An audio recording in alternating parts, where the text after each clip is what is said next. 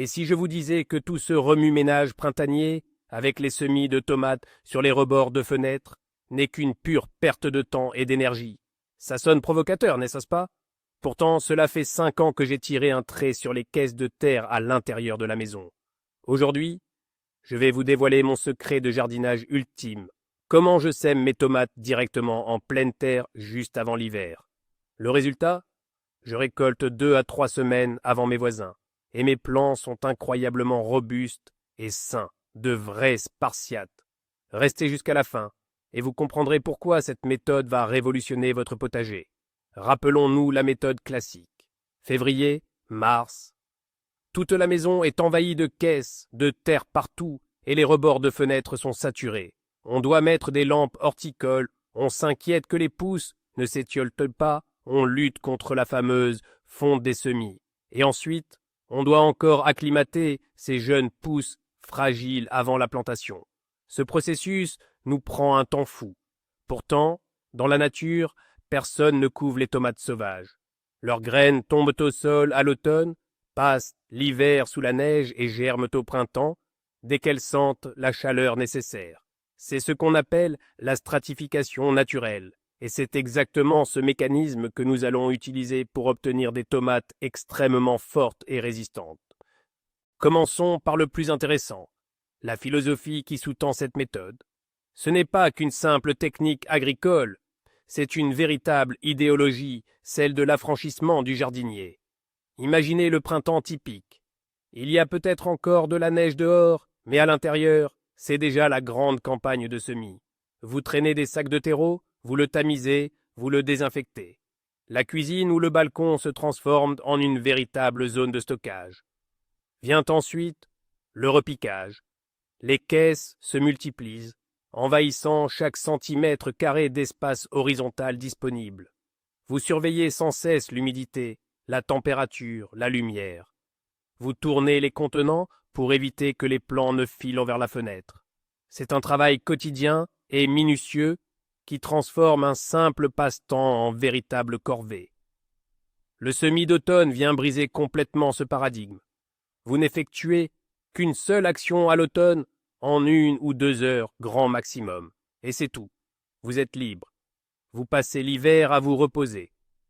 Au printemps, pendant que vos voisins entament leur épopée de semis en intérieur, vous buvez tranquillement votre thé en regardant la nature faire tout le travail à votre place. C'est un changement de perspective majeur, passer du contrôle total à la confiance absolue en la nature. Nous cessons d'être les surveillants de nos plantes pour devenir leurs partenaires. Nous créons les conditions, puis nous laissons les processus naturels suivre leur cours. Cela élimine une énorme charge mentale. La peur que les semis tombent malades, qu'ils s'étiolent ou qu'ils périssent par manque de lumière disparaît. Nous faisons confiance aux graines qui portent en elles la sagesse millénaire de la survie. Cette méthode n'est pas pour ceux qui veulent tout maîtriser. Elle s'adresse à ceux qui cherchent à prendre du plaisir dans le processus, qui valorisent leur temps et qui croient en la puissance de la nature. C'est un véritable zen du jardinage qui vous permet de profiter du printemps. Au lieu de le passer à vous inquiéter pour de fragiles pousses sur le rebord de la fenêtre. Et lorsque vous apercevez les premières levées vigoureuses qui percent sur la terre froide, vous ne ressentez pas juste de la satisfaction, mais une véritable communion avec les cycles naturels.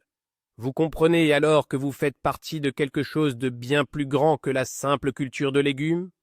Penchons-nous maintenant sur la biologie de ce phénomène merveilleux et sur la raison pour laquelle les plantes cultivées de cette manière deviennent de véritables athlètes.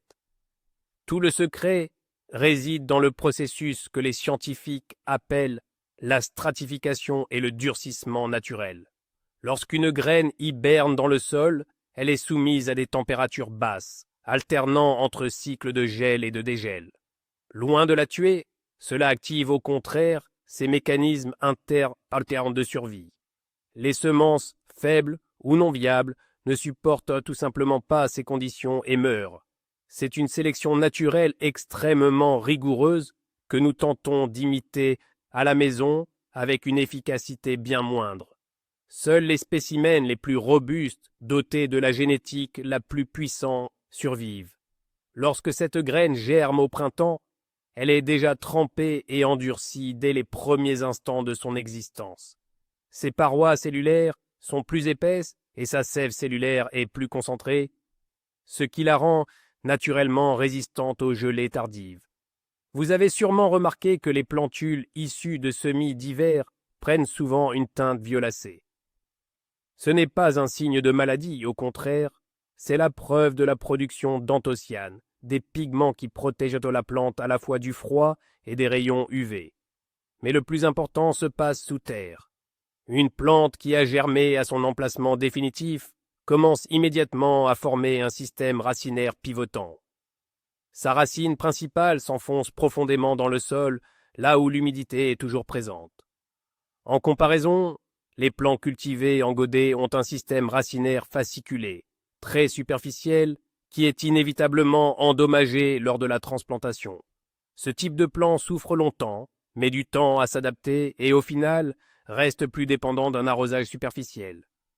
Une tomate qui a poussé directement à partir d'une graine en pleine terre est un organisme autonome. Elle trouve elle-même son eau et ses nutriments sans avoir besoin d'être constamment arrosée. Son immunité est de loin supérieure. Elle est beaucoup moins sujette au mildiou et aux autres maladies fongiques, car sa santé est ancrée dès le départ au niveau génétique. C'est comme comparer un enfant élevé dans des conditions stériles à un autre qui a couru pieds nus dans la boue depuis son plus jeune âge. Le second sera indéniablement plus fort et plus résistant. C'est la même chose ici. Nous n'élevons pas des êtres chétifs, nous permettons à la nature de créer des survivants parfaits. Attardons-nous sur l'avantage le plus séduisant, l'obtention d'une récolte à la fois précoce et généreuse. Beaucoup pensent qu'en semant les plants le plus tôt possible à l'intérieur, on obtiendra des fruits plus rapidement. C'est une erreur. Une plante élevée dans des conditions artificielles subit un stress colossal lors de la transplantation en pleine terre. Tout change. La température, l'humidité, la lumière, la composition du sol. Le jeune plant s'arrête de croître pendant au moins une semaine, parfois même 2. Durant toute cette période, il dépense son énergie, non pas pour la croissance, mais pour s'adapter et réparer son système racinaire endommagé. Intéressons-nous maintenant à notre tomate semée avant l'hiver. Elle s'est réveillée exactement au moment où les conditions sont devenues idéales pour elle. Elle n'a besoin de s'habituer à rien, elle est déjà chez elle. Dès le premier jour, elle se met à pousser activement, sans pause ni stress. Elle utilise chaque heure favorable pour se développer. Pendant que son homologue démarré en pot se remet tout juste de son déménagement, notre spartiate accumule déjà de la masse verte et se prépare à la floraison. C'est ce démarrage sans délai qui nous confère cet avantage crucial de 2 à 3 semaines. Mais il n'y a pas que le timing qui compte. L'abondance de la récolte est directement liée à la santé du système racinaire. Comme nous l'avons mentionné, celui des tomates semées avant l'hiver est puissant et profond. Cela signifie que la plante a accès à un plus grand volume de terre et donc qu'elle absorbe plus de nutriments et d'humidité. Elle a suffisamment d'énergie pour nouer et nourrir un plus grand nombre de fruits. Les grappes se forment plus fréquemment et les tomates grossissent davantage. La plante ne gaspille pas ses ressources à combattre les maladies, elle les dirige entièrement vers la formation de la récolte. Pendant un été sec, tandis que les propriétaires de plantes traditionnelles courent avec leurs arrosoirs, nos tomates extraient calmement l'eau des couches profondes du sol et continuent à fructifier. En fin de compte, nous obtenons une récolte non seulement précoce, mais aussi plus stable et de meilleure qualité. Les fruits de ces plants sont souvent plus sucrés et plus aromatiques, car ils ont tiré le maximum de la nature, au lieu d'être élevés sous alimentation artificielle. C'est une simple arithmétique, moins de stress, meilleure nutrition, plus de fruits de qualité. Le facteur clé de succès dans notre activité, c'est le choix judicieux des variétés. Il ne faut absolument pas se fier au hasard, ni se contenter des premiers jolis sachets que l'on trouve. Notre démarche doit être réfléchie et rigoureuse. La première, et la plus importante des règles, oubliez les hybrides portant la mention F1. Ces hybrides de première génération sont conçus pour un rendement maximal dans des conditions parfaites, souvent sous serre.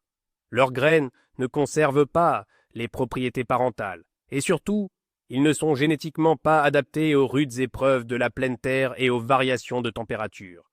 Nous devons privilégier exclusivement les variétés fixes, ou dites à pollinisation libre. Ces variétés, issues d'une longue sélection populaire ou scientifique, sont stables et transmettent fidèlement leur qualité de génération en génération. Deuxième règle, le choix doit se faire en fonction du cycle de maturation. Il nous faut des variétés précoces, ou mieux encore, des variétés ultra précoces ou super déterminantes. La raison est simple. Notre objectif est de récolter le plus rapidement possible en exploitant l'avantage d'un démarrage hâtif. Les variétés tardives n'auront tout simplement pas le temps d'exprimer leur plein potentiel dans le contexte d'un été court. Troisième règle, le type de port du plant. Le choix idéal, ce sont les variétés déterminées, c'est-à-dire naines ou de taille moyenne. Elles ne nécessitent pas de formation complexe, d'ébourgeonnage intensif ou de tutorage sur de grands supports. Elles sont compactes, forment rapidement leurs fruits sur la tige principale et les pousses latérales, puis stoppent leur croissance. C'est l'assurance d'une production concentrée et précoce. Laissez les variétés indéterminées à croissance haute pour la culture sous serre. Et la quatrième règle, la plus évidente, la rusticité et la résistance au froid. Recherchez sur les paquets de graines les mentions pleine terre, rustique ou peu exigeant. Il s'agit généralement de variétés issues de sélections régionales comme les sélections sibériennes ou de l'Oural, génétiquement adaptées aux fluctuations brutales de température. Voici quelques exemples qui ont fait leurs preuves. Le Sanka, champion absolu de la précocité et de la facilité de culture. Le Duboc, une variété fiable, éprouvée, avec des plants très robustes. Le Yamal, créé pour les conditions extrêmes, ne craint pas le froid. La Raqueta, la fusée, idéale pour la mise en conserve, abondante et très rustique. La Beta, une variété ultra précoce qui peut même être cultivée en pot. Dressez une liste de 3 à 4 variétés de ce type et lancez-vous dans l'expérimentation. C'est la meilleure façon de trouver les options parfaites adaptées à votre climat et à votre sol. Abordons maintenant un point à la fois délicat et crucial, la préparation des semences, ou, pour être exact, son absence totale. C'est un cas typique où la meilleure approche est la passivité, ne rien faire du tout. En agriculture traditionnelle, on a l'habitude d'aider les graines de toutes les manières. On les trempe dans l'eau, on les traite avec des stimulateurs de croissance comme l'épine ou le zircon, on les fait germer sur un tissu humide. Tout cela est fait dans le but d'accélérer la levée. Mais dans notre cas, l'accélération est notre pire ennemi. Notre objectif est l'inverse. Nous voulons que les graines restent profondément endormies jusqu'au printemps et qu'elles ne se réveillent absolument pas prématurément. Retenez donc la règle d'or, les semences destinées aux semis d'hiver doivent être absolument, catégoriquement sèches. Prenez le sachet directement sur l'étagère du magasin ou dans vos réserves et n'effectuez aucune manipulation. Pourquoi est-ce si important ?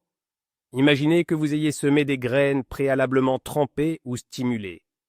Le mois de novembre arrive et soudain une période de dégel de quelques jours survient. Le sol se réchauffe jusqu'à 5 degrés. La graine humide et stimulée interprète cela comme le signal de départ de la vie. Elle gonfle, le germe commence à se développer. Une semaine plus tard, le gel frappe à nouveau, avec moins 10 degrés. Tout ce qui aura réussi à pointer le bout de son nez périra inévitablement. Une graine sèche, en revanche, est en état d'anabiose profonde. Elle n'est pas affectée par les fluctuations brèves de température ou d'humidité. Pour se réveiller, elle a besoin d'une période de chaleur et d'humidité longue et stable qui n'arrive qu'au printemps. Elle sait d'elle-même quand le moment est venu. Le deuxième point concerne la quantité de semences. Ne soyez pas avares. La nature obéit aux lois de la sélection naturelle, et nous devons en tenir compte. Toutes les graines ne survivront pas à l'hiver. Certaines seront mangées par les habitants du sol, d'autres seront trop faibles, et d'autres encore périront à cause d'un excès d'humidité. Il faut donc semer généreusement, au moins 2, voire 3 fois plus densément que ce que vous feriez au printemps pour des semis en caissette. Ne craignez pas de vous retrouver avec une forêt impénétrable. Au printemps, nous procéderons à un éclaircissage sans pitié pour ne garder que les spécimens les plus robustes à la bonne distance.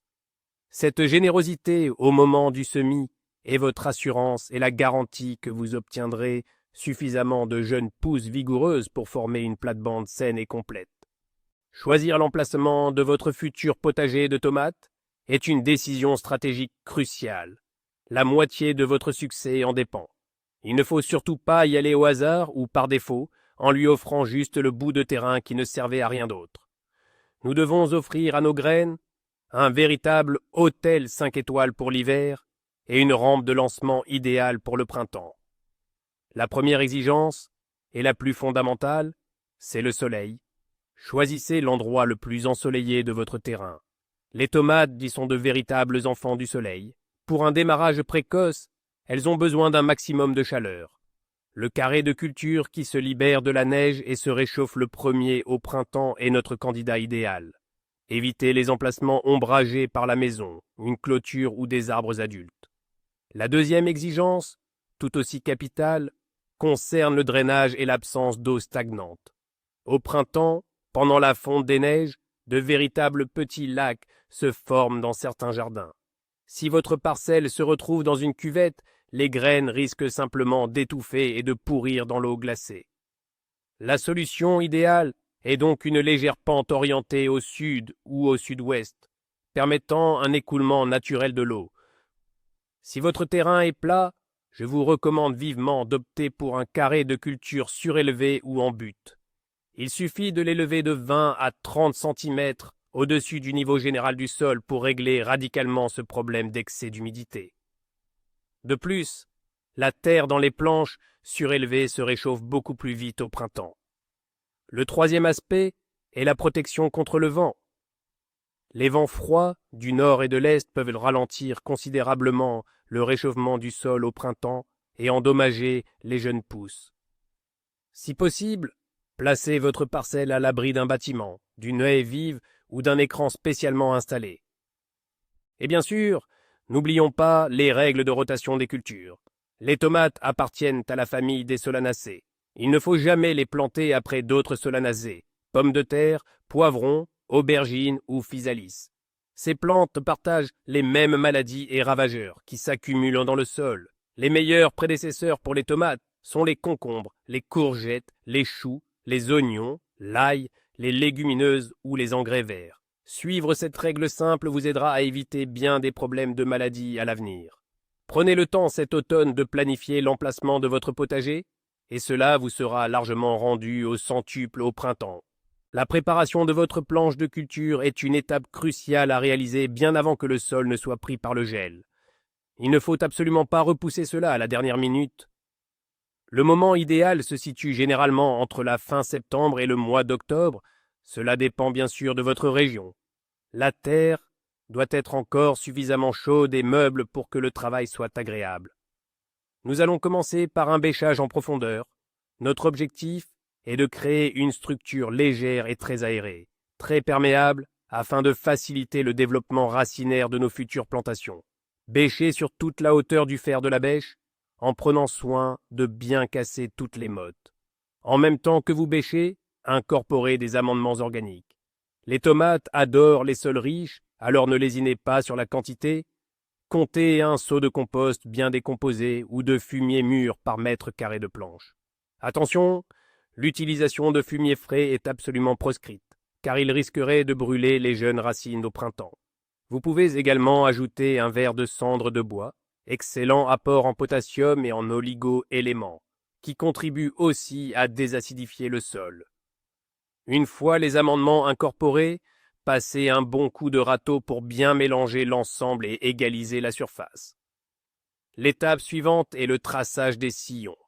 C'est également un travail à anticiper. À l'aide d'une serfouette ou d'une simple planche, dessinez sur la parcelle des sillons longitudinaux d'environ 5 à 7 cm de profondeur. Laissez 50 à 60 cm entre chaque sillon pour que les futurs plants aient suffisamment d'espace pour se développer. Et voici maintenant l'étape la plus importante et la moins évidente, celle que beaucoup négligent. Une fois que votre parcelle est entièrement préparée, prenez un grand seau ou un sac solide et remplissez-le de terre sèche et friable. Il peut s'agir de la terre de la parcelle si elle est bien meuble, ou d'un mélange préparé à l'avance comme du compost, de la tourbe et du sable. Ce contenant rempli de terre sèche doit être stocké dans un endroit froid, mais où il ne gèle pas. Un abri de jardin, un garage ou une cave. Pourquoi cette précaution? Au moment du semis, la terre de la planche sera déjà gelée et dure. Vous ne pourrez pas l'utiliser pour recouvrir les graines. Notre réserve de terre sèche, elle, restera meuble et friable. C'est exactement ce que nous utiliserons pour recouvrir nos semences dans les sillons gelés. Cette étape, qui semble anodine, est en réalité cruciale pour la réussite de votre semis. Sans cette réserve de terre sèche, toute l'opération risque d'échouer. Alors, ne ménagez pas vos efforts, préparez cette terre à l'avance et vous serez parfaitement armé lorsque le bon moment se présentera. Nous arrivons maintenant au moment le plus crucial et délicat, la détermination de la bonne période de semis. Oubliez le calendrier ou les conseils du voisinage. Vos seuls guides fiables sont la météo et l'état réel du sol. La règle d'or, l'impératif absolu, est la suivante. Semer uniquement lorsque le sol est gelé. Attention, pas simplement froid ou humide, mais véritablement durci, recouvert d'une croûte de gel. Pourquoi une telle rigueur? Nous avons déjà évoqué le risque de germination précoce en cas de redoux. Semer dans un sol durci par le gel est la garantie absolue que vos graines resteront en dormance jusqu'au printemps. Dans ce type de terre, l'humidité n'est pas disponible sous forme liquide et la température reste constamment basse. La graine, placée dans ces conditions, entre immédiatement en dormance profonde. Concrètement, qu'entend-on par sol gelé? C'est lorsque les températures diurnes ne dépassent plus 0 degré, ou oscillent autour de cette marque, et que la nuit, le mercure descend stablement entre -3 et -5 degrés Celsius. La couche superficielle du sol, sur quelques centimètres de profondeur, doit être dure comme la pierre. Si vous arrivez à enfoncer facilement votre doigt dans la terre, il est trop tôt pour semer. Si, en revanche, vous devez forcer ou utiliser un outil pour y arriver, alors le moment est venu. En Russie centrale, ces conditions arrivent généralement fin novembre, parfois début décembre. Dans les régions du sud, cela peut s'étendre jusqu'à janvier. Au nord, c'est souvent fin octobre. Cessez donc de regarder la date sur le calendrier et suivez attentivement les prévisions météorologiques à long terme. Dès que vous constatez qu'une période d'au moins une semaine de gel stable, sans risque de redoux soudain, est annoncée, préparez vos semences et rendez-vous au jardin. Mieux vaut semer un peu en retard que de se précipiter. Même si une légère couche de neige est déjà tombée, ce n'est pas un problème. Il vous suffit de balayer la neige des sillons préparés, d'effectuer votre semis, puis de recouvrir à nouveau de neige. La neige agira alors comme une couverture isolante supplémentaire. Retenez ceci, votre objectif est de déjouer la nature, mais en respectant ses propres lois. Et la loi fondamentale de l'hiver est le froid et le repos. Plongeons-nous encore plus profondément dans la question de savoir pourquoi la précipitation est notre pire ennemi dans cette pratique. Beaucoup de jardiniers débutants, lorsqu'ils entendent parler du semis avant l'hiver, deviennent impatients. Ils se disent « plus tôt je mets les graines en terre, mieux c'est ». C'est un véritable piège psychologique. Nous sommes habitués à l'idée qu'au jardin, il faut toujours être en avance. Mais ici, cette logique est complètement fausse. Imaginons un scénario de semis bâclé et prématuré. Admettons que vous décidiez de semer vos tomates fin octobre, quand la terre est encore tiède et humide à cause des pluies d'automne. Vous placez vos graines sèches dans le sillon, vous les recouvrez de terre. Que se passe-t-il ensuite? Dans cet environnement chaud et humide, les graines absorbent l'eau très rapidement. L'enveloppe se ramollit, les processus biochimiques s'enclenchent à l'intérieur, la graine se prépare à germer. Et là, comme par hasard, vous avez un redoux prolongé, si typique de notre climat en novembre. La température grimpe jusqu'à plus 7 degrés et il pleut. Pour la graine, c'est un signal clair. Le printemps est là, il faut pousser. Elle commence à germer. Une petite racine apparaît, puis les cotylédons tentent de percer la surface. Et une semaine plus tard, fidèle à la loi de Murphy, le vrai gel s'abat, moins 15 degrés. La jeune pousse, pleine d'eau et sans aucune défense, gèle instantanément et meurt. Tout votre travail, tous vos espoirs sont réduits à néant par une seule erreur. La précipitation, maintenant, le scénario correct. Vous attendez les premières gelées stables, la terre est dure, vous placez votre graine sèche dans le sillon gelé et vous la recouvrez de terre sèche et froide. Dans ces conditions, la graine ne peut pas absorber d'humidité, car l'eau était figée en glace. La basse température bloque tous les processus internes. La graine reste simplement dans le sol, comme dans un réfrigérateur naturel. Si un redout arrive, la terre ne dégèlera que sur quelques centimètres en surface, mais en profondeur, là où se trouve la graine, le froid persistera. De plus, pour lancer le processus de croissance, il faut une période de réchauffement longue et continue, pas seulement une journée douce. Cette période n'arrivera qu'au printemps. En attendant le gel, vous garantissez que vos graines resteront en dormance tout l'hiver, quoi qu'il arrive en surface. C'est comme mettre des aliments au congélateur plutôt qu'au réfrigérateur. Au congélateur, ils peuvent se conserver des mois. Au réfrigérateur, ils finiront tôt ou tard par se gâter. Alors, armez-vous de patience. Mieux vaut boire 10 tasses de thé chaud en surveillant le thermomètre que de se précipiter une seule fois et de perdre toute sa future récolte. Plutôt que de s'en remettre aveuglément aux prévisions météo, souvent imprécises, apprenons à décoder les signaux que nous envoie la nature elle-même. Les jardiniers expérimentés vivent donc toujours en harmonie avec leur environnement et savent repérer ces petits détails qui en disent bien plus sur le changement de saison que tous les bulletins des météorologues. Le premier indicateur, et le plus fiable, c'est l'état du sol au petit matin. Commencez à l'observer quotidiennement dès la fin octobre. Au début, les flaques d'eau seront simplement recouvertes d'une fine pellicule de glace qui fondra au premier les rayons du soleil. Ce n'est pas encore le bon moment. Nous devons attendre que la terre soit gelée sur une profondeur d'au moins 3 à 5 centimètres et qu'elle ne dégèle plus pendant la journée. La vérification est simple. Essayez d'enfoncer un bâtonnet fin dans la parcelle. S'il s'enfonce facilement, il est trop tôt. S'il ne pénètre qu'avec difficulté, voire pas du tout, le moment approche. Le deuxième signe est le comportement de l'eau. Après une petite pluie ou de la neige fondue, si l'eau à la surface du sol ne s'infiltre pas mais gèle, formant un vernis glacé, cela indique que les capillaires de la couche supérieure sont déjà bloqués par la glace. C'est un excellent indice. Le troisième marqueur naturel est la fin de la chute des feuilles. Tant qu'il reste du feuillage sur les arbres, surtout sur les bouleaux et les fruitiers, cela signifie que la sève n'a pas complètement cessé de circuler et que la nature n'est pas encore tombée dans un sommeil profond. L'instant où presque tous les arbres sont nus est un seuil psychologique qui marque l'arrivée de la véritable période préhivernale.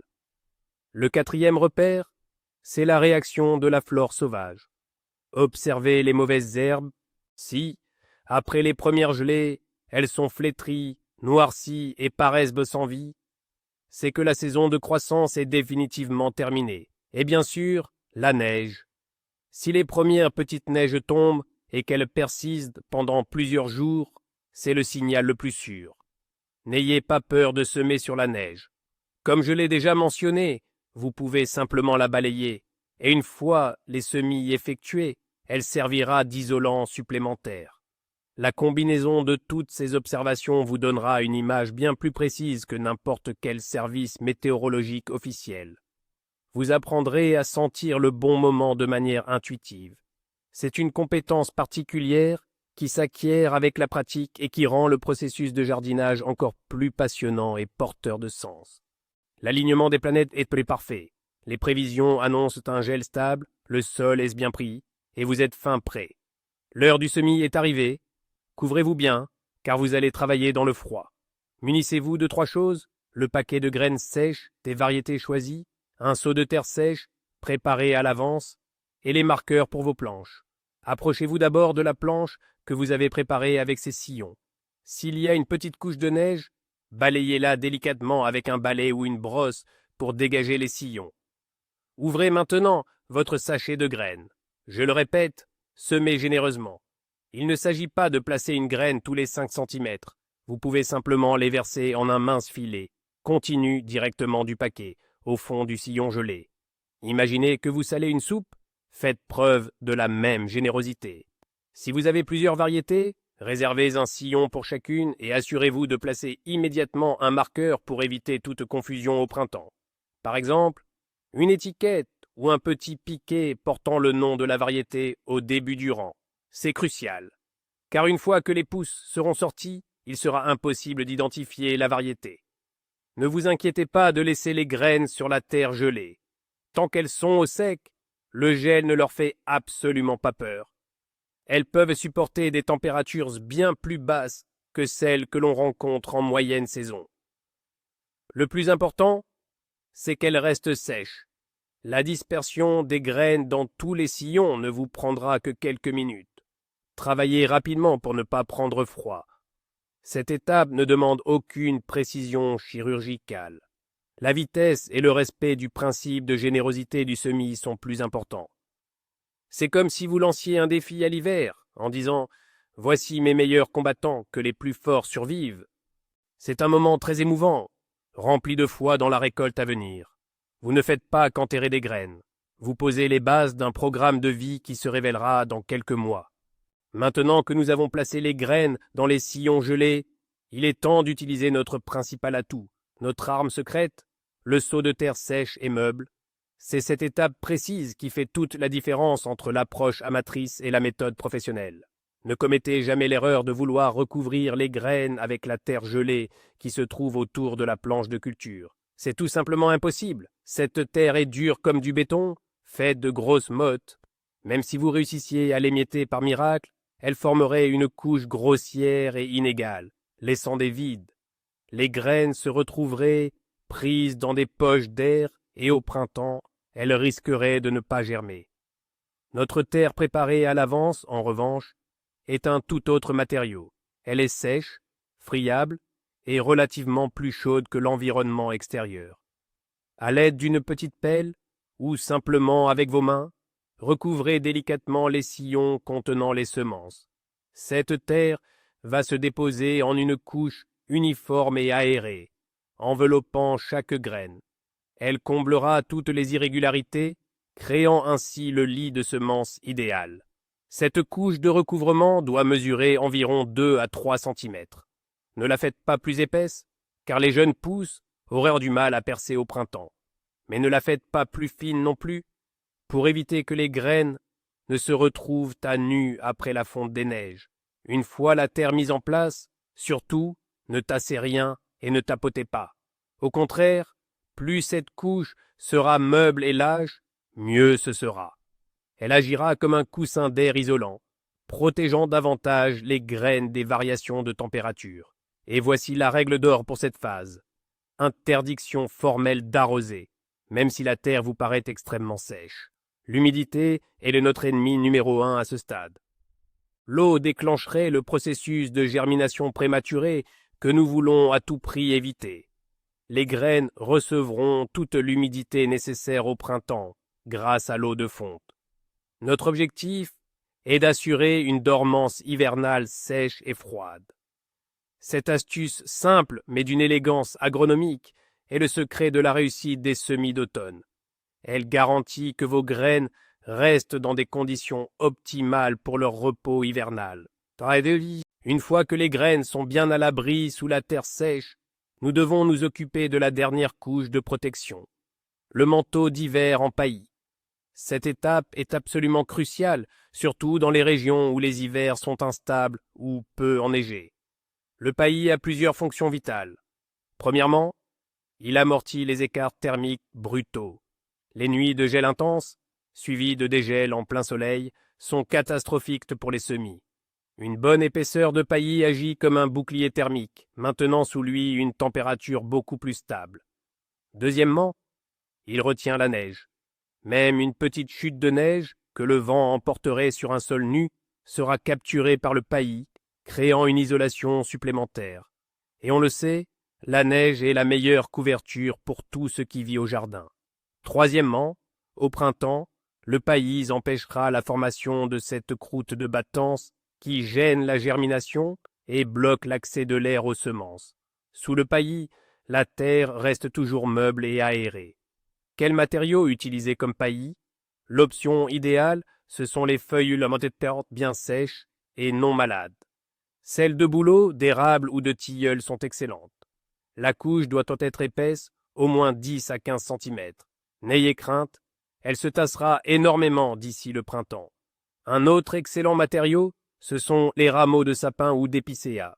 Ils captent bien la neige et ne se compactent pas, assurant une bonne ventilation.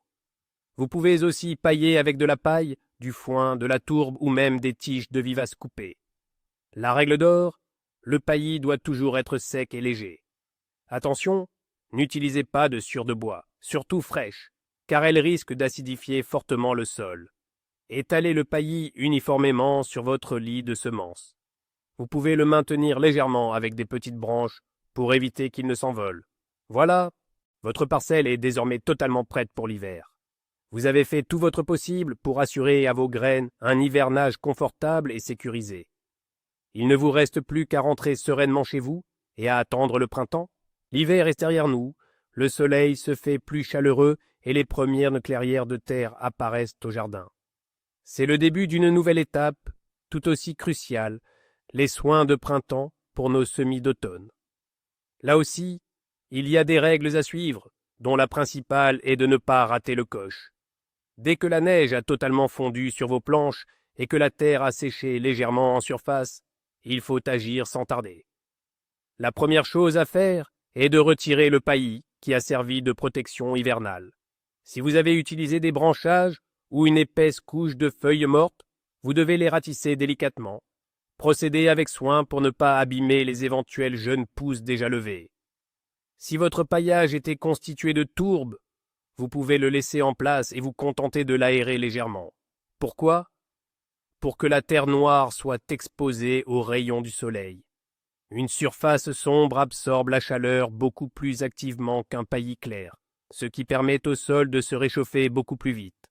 C'est le signal que nos graines attendaient. Il est temps de vous réveiller.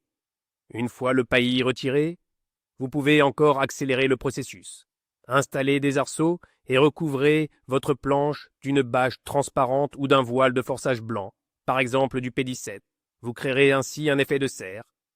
En journée, la température sous l'abri sera de 5 à 10 degrés supérieure à l'extérieur, et la nuit, cela protégera le sol du refroidissement. Cette astuce simple vous permettra d'obtenir des levées une semaine plus tôt. Sous cet abri, la terre ne séchera pas et les graines bénéficieront de la quantité optimale de chaleur et d'humidité pour démarrer. N'oubliez pas d'aérer régulièrement cette petite serre lors des journées particulièrement chaudes et ensoleillées afin d'éviter la surchauffe. Cette phase demande de l'attention, mais la récompense sera immense. Vous allez littéralement diriger l'arrivée du printemps sur cette petite parcelle de votre potager, offrant ainsi à vos futurs légumes le meilleur et le plus précoce des démarrages. Et c'est là qu'arrive le moment le plus magique, la raison d'être de toute cette entreprise. Un jour, en soulevant délicatement le voile de protection, vous les découvrirez, les toutes premières plantules. Mais ne vous attendez surtout pas à la tendre et fragile pousse vert pâle habituelle de votre rebord de fenêtre. Ce que vous allez découvrir pourrait vous surprendre, voire vous effrayer si vous n'y êtes pas préparé. Les plantules de tomates, semées en hiver, sont de véritables petits costauds, de véritables spartiates endurcis. Elles seront trapues, bien ancrées, avec une tige épaisse et solide. Leur couleur ne sera pas vert clair, mais un vert sombre, teinté d'une nuance prononcée de violet ou même de bleu. Le violet sera particulièrement visible sur les tiges et sous la face inférieure des cotylédons. Ne paniquez pas, ce n'est pas un signe de maladie ou de carence en phosphore, comme on le voit souvent sur les semis d'intérieur. C'est au contraire un signe de santé et de vigueur. Cette couleur pourpre est due à l'anthocyanes, un pigment que la plante produit en réaction au froid et aux rayons ultraviolets intenses du printemps. C'est sa défense naturelle, sa crème solaire et son antigel tout en un. Cette teinte signifie que la plante a subi un durcissement extrême et qu'elle est parfaitement prête pour la pleine terre. Elle ne craint pas les chocs thermiques. Ces jeunes plants peuvent supporter sans dommage de brèves gelées nocturnes, jusqu'à -1 ou -2 degrés, alors que leurs homologues, choyés en intérieur, périraient sous une telle température. Ces petits costauds n'en deviendront que plus robustes. Les observer est un vrai plaisir. Elles ne s'étiolent pas vers la lumière, car elles en ont en abondance. Elles ne poussent pas en hauteur, mais en largeur, développant immédiatement un système racinaire puissant et jetant les bases d'une future récolte abondante. C'est la preuve vivante de l'avantage de cette méthode. Ce que vous voyez, ce ne sont pas de simples pousses, c'est le résultat d'une sélection naturelle, le triomphe de la vie sur la rudesse des conditions. Une fois que la joie des premières pousses se sera estompée, arrivera le moment de la procédure la plus difficile d'un point de vue psychologique, l'éclaircissage. Puisque nous avons semé très serré, les plantules vont former une véritable forêt, une brosse dense. Si on les laisse pousser ainsi, elles vont se faire concurrence entre elles pour la lumière, l'eau et les nutriments. Le résultat ? Une multitude de plants faibles et filiformes qui ne produiront pas une bonne récolte. L'éclaircissage est donc absolument indispensable, et il faut le faire sans pitié, en s'appuyant non pas sur la compassion, mais sur le principe que le plus fort survive. Il est préférable d'effectuer l'éclaircissage en plusieurs étapes. La première a lieu lorsque les jeunes plants ont développé 2 vraies feuilles dentelées, en plus des 2 cotylédons. À ce stade, vous devez retirer les pousses les plus chétives, les plus fines, celles qui sont clairement sous-développées. S'il est humide, vous pouvez les tirer délicatement du sol ou les pincer juste au niveau de la terre afin de ne pas abîmer les racines des plants voisins. Laissez un espacement d'environ 5 à 7 cm entre les plantules restantes. 1 à 2 semaines plus tard, lorsque les plants auront bien grandi et seront établis, procédez au second éclaircissage, le définitif. Cette fois, vous devez sélectionner, dans chaque groupe, le plant le plus vigoureux, le plus fort et le plus sain. Tous les autres doivent être supprimés. La distance finale entre les futurs pieds de tomates doit correspondre aux recommandations de la variété, généralement 40 à 50 cm. Oui, votre main risque de trembler. Vous aurez peine à retirer des dizaines de plants qui semblent pourtant sains et robustes, mais vous devez comprendre que ce n'est pas un acte de destruction, c'est un geste de soin. En ne conservant qu'un seul leader, vous lui offrez tout l'espace nécessaire pour développer un système racinaire puissant et un buisson généreux. Vous concentrez ainsi tout le potentiel de cette parcelle de terre dans quelques plantes sélectionnées. Ce sont elles, et elles seules, qui vous offriront la récolte tant attendue. Les plants arrachés ne sont d'ailleurs pas nécessairement à jeter. Les plus solides peuvent être soigneusement repiqués sur une autre planche. Certes, ils prendront un peu de retard par rapport à leurs frères restés en place, mais ils seront toujours beaucoup plus résistants qu'un simple plant acheté. Vous pourriez penser qu'après tous ces préparatifs de printemps, c'est là que les soins complexes commencent. Mais le plus étonnant, avec cette méthode, c'est que l'entretien ultérieur de ces tomates, issues de semis d'automne, est réduit au strict minimum. Ces plantes ne sont tellement autonomes qu'elles n'exigent pratiquement aucune intervention de votre part. Le maître mot ici, c'est « laissez-les tranquilles ». Commençons par l'arrosage. Grâce à leur puissant système racinaire pivotant, qui s'ancre profondément dans le sol, ces tomates s'approvisionnent en eau beaucoup mieux que les plants traditionnels, dont les racines restent superficielles. Dans la plupart des régions, les précipitations naturelles suffisent amplement pendant la première moitié de l'été. Vous ne devez les arroser qu'en cas de sécheresse sévère et prolongée. Et lorsque vous le faites, faites-le rarement, mais très abondamment. Le but est de bien humidifier la terre en profondeur pour encourager les racines à s'enfoncer et non à s'étendre en surface. Les arrosages fréquents et superficiels sont au contraire néfastes. Ils rendent la plante paresseuse et dépendante. Passons aux amendements. Si vous avez bien enrichi votre parcelle en matière organique dès l'automne, ces tomates pourraient ne nécessiter aucun engrais avant le début de la fructification. Elles prendront tout ce dont elles ont besoin dans le sol. Vous pouvez effectuer un premier rapport lors de la floraison du second bouquet de fleurs en utilisant un engrais complet, riche en potassium et en phosphore. Il est préférable de limiter l'azote à ce stade pour éviter de favoriser le feuillage au détriment des fruits. Les bourgeonnages ou suppression des gourmands. Pour les variétés déterminées que nous avons choisies, il est soit inutile, soit minime. Généralement, on retire seulement les gourmands qui poussent sous le premier bouquet floral, histoire d'aérer le pied. Pour le reste, la plante s'autoforme et limite naturellement sa croissance. Vous n'aurez pas à effectuer les opérations complexes que demandent les variétés indéterminées sous serre. En substance, vos seuls soins se résument à un binage périodique après les pluies pour briser la croûte superficielle et au désherbage tant que les plants sont jeunes. Une fois que les pieds ont grandi, ils étouffent eux-mêmes la majorité des adventices. C'est ça, le vrai jardinage sans effort, où vous ne travaillez pas pour vos plantes, mais avec elles, obtenant un rendement maximal avec un minimum de peine. Malgré leur incroyable résistance, nos tomates spartiates ne sont pas non plus totalement invulnérables.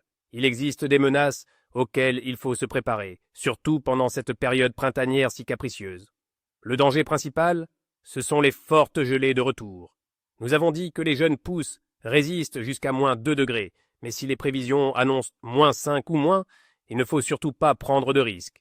Pour cela, ayez toujours sous la main un voile de protection, type voile d'hivernage ou agrotextile. La veille au soir, avant l'annonce du gel, vous n'avez qu'à le jeter sur les arceaux installés au-dessus de la planche de culture. Ce simple geste sera suffisant pour sauver vos plants. Le matin, dès que le thermomètre repasse au-dessus de 0, retirez impérativement la protection pour éviter que les tomates ne s'étouffent. Le deuxième problème potentiel concerne les ravageurs. Les jeunes pousses, tendres et juteuses, peuvent attirer l'altise des crucifères, surtout si vous avez du chou ou du radis à proximité. Cette petite bête peut littéralement cribler les feuilles en quelques jours. Pour la combattre, vous pouvez utiliser le poudrage des plants avec de la cendre de bois ou de la poudre de tabac. Il est préférable de le faire très tôt le matin, lorsque la rosée est encore présente, afin que la poudre adhère bien aux feuilles. Au printemps s'activent également les limaces et les escargots, qui adorent ces jeunes pousses. Autour de la planche, vous pouvez créer des barrières physiques avec des coquilles d'œufs concassées ou étaler des granulés anti-limaces spécifiques. En ce qui concerne les maladies, nos tomates de semis d'hiver bénéficient d'un atout majeur. Grâce à leur forte immunité, elles sont beaucoup moins sujettes au mildiou. Toutefois, par mesure de prévention, surtout si l'été s'annonce froid et très humide, vous pouvez effectuer quelques traitements préventifs avec des biofongicides à base de Bacillus subtilis, le fameux bacille du foin ou de Trichoderma. Ce sont des préparations sans danger pour l'humain et l'environnement, qui ont pour rôle de stopper le développement des champignons pathogènes. Il est crucial de retenir qu'il est toujours plus simple de prévenir une maladie que de la soigner. Alors, soyez attentifs à vos plantes, mais ne paniquez pas. Dans la grande majorité des cas, leur force naturelle leur permettra de surmonter les difficultés avec une aide minimale de votre part. Juin arrive, et la différence entre votre potager et celui de vos voisins, qui suivent la méthode classique, devient tout simplement spectaculaire. C'est le moment idéal pour une comparaison flagrante et un triomphe discret. Jetons un œil au carré du voisin. On y voit de petits plants pâles qui se remettent à peine du stress du repiquage. Ils commencent tout juste à reprendre vie, leurs tiges sont fines et leurs feuilles peuvent être légèrement jaunâtres. Ils dépensent un temps et une énergie précieux à s'adapter. Maintenant, regardons votre plate-bande. Elle affiche des pieds robustes, trapus, avec un feuillage dense d'un vert foncé. Leurs tiges sont épaisses et solides, et ils ont depuis longtemps dépassé en croissance ceux de vos voisins. Mais le plus important, sur vos tomates, les premières, voire les deuxièmes, grappes de fleurs sont en pleine floraison. Et chez les plus précoces, on aperçoit déjà de petites nouaisons vertes de la taille d'un pois. Le voisin, lui, devra attendre encore au moins 2 ou 3 semaines pour en arriver là. Quelques semaines de plus s'écoulent, c'est le début de juillet. Le voisin se réjouit des premières fleurs sur ses plants. Et vous vous cueillez déjà les premières tomates rouges, juteuses et parfumées. C'est un sentiment incroyable de déguster vos propres tomates, alors que chez les autres, les fruits n'ont même pas commencé à se former. Vous rentrez avec un panier de fruits mûrs, préparez la première salade d'été, et le goût en est absolument divin. Pendant ce temps, votre voisin commence à peine à lutter contre le mildiou, qui s'attaque souvent aux plants affaiblis par le repiquage. Vos pieds, eux, grâce à leur immunité puissante, restent impeccables et en pleine santé. Quand arrive août, le mois de la récolte traditionnelle, vous êtes déjà dans la deuxième vague de fructification.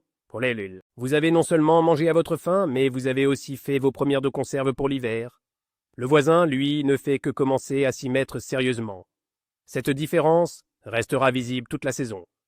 Vos plants seront plus productifs, plus sains et exigeront beaucoup moins de soins. Et lorsque vos voisins vous demanderont enfin quel est votre secret, vous pourrez leur révéler avec fierté la simple merveille du semis d'automne. Ce moment, à lui seul, vaut tous les efforts de l'automne et du printemps. Enfin, voici l'apogée de tous nos efforts, le moment le plus gratifiant, la récolte et la clôture de la saison. Quand vous commencez à ramasser des tomates mûres, non pas à la caisse, mais au seau, vous savez que tout ce travail n'a pas été vain. Les fruits, cultivés de cette manière naturelle, ont souvent une saveur incomparable. Ils sont plus doux, plus intenses, avec ce véritable parfum de tomate que l'on trouve si rarement dans les légumes du commerce.